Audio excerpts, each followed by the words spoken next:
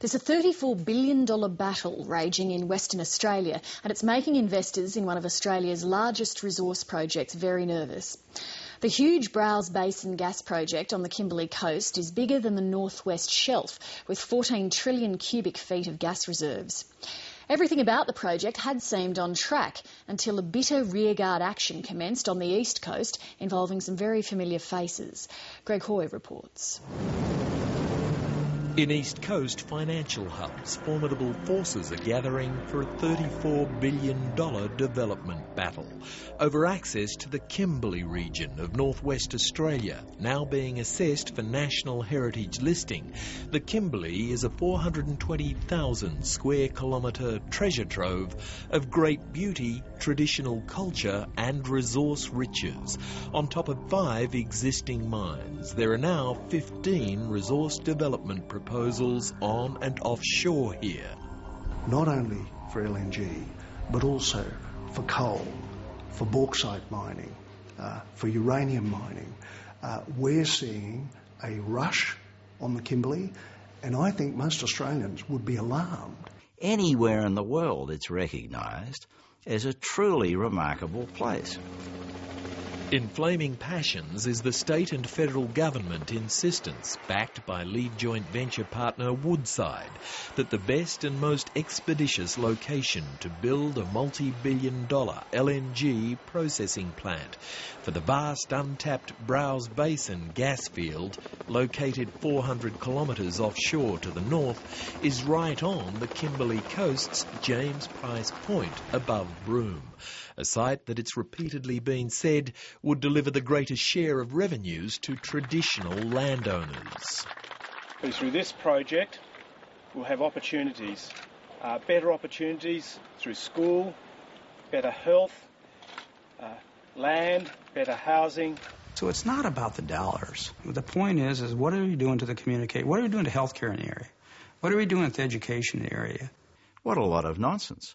If the Aboriginal communities deserve extra money for education, for housing or whatever it is for, then give it to them.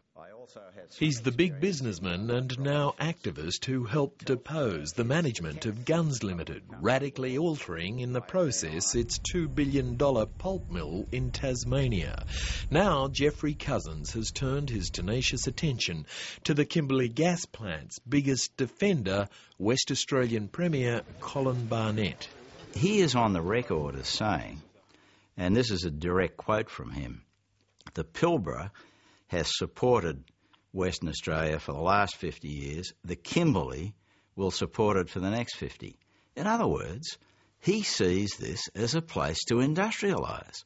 There hasn't been a full and proper consideration of the alternatives to industrialisation of the West Kimberley coast, in our view, and yet that's required under federal environmental law. Told of such criticisms, neither the West Australian Premier or Woodside would be interviewed, the Premier's office insisting 43 sites had been considered before selecting the Kimberley 3 years ago. There are differing points of view, and I understand and respect that there are people who don't want to see any development in the Kimberley at all. However, what I would say to them, what alternative do you have for raising, protecting and giving young children a life? Well, it was quite surprising the level of intervention that the government's had in this project. Already amongst investment analysts, there is growing concern about the proposed Kimberley gas development. The government has basically mandated that the joint venture partners must pursue a project at James Price Point. Usually the joint venture partners will be given some time to evaluate a number of different development options and narrow it down to the best commercial option before moving forward. Odds are it won't go ahead, despite what the state government's saying, despite what Woodside is saying. Woodside's partners include multinationals Chevron, BHP Billiton, BP and Shell. All are equal partners with Woodside in the existing Northwest Shelf project on the Pilbara coast. But for the new Browse development, Woodside has by far the biggest interest. Critics question if Woodside is keen to build a new plant it can control on the Kimberley's James Price Point rather than alternatives like using the existing Northwest Shelf processing plant further south that Woodside doesn't control, or likewise processing gas offshore, requiring more of its partners' expertise. If the gas goes to the Pilbara, there is no benefits package for the Kimberley. We're not sure that the joint venture partners are all aligned in pursuing a James Price Point development. BHP Billiton and BP and Shell have been on the public record saying there is a case for development of the gas processing down south in existing facilities. There are other locations, and it's very important that the Federal Minister, Tony Burke, not close those off. At the moment, what he's doing is saying, well, I am either going to approve James Price Point or I'm not.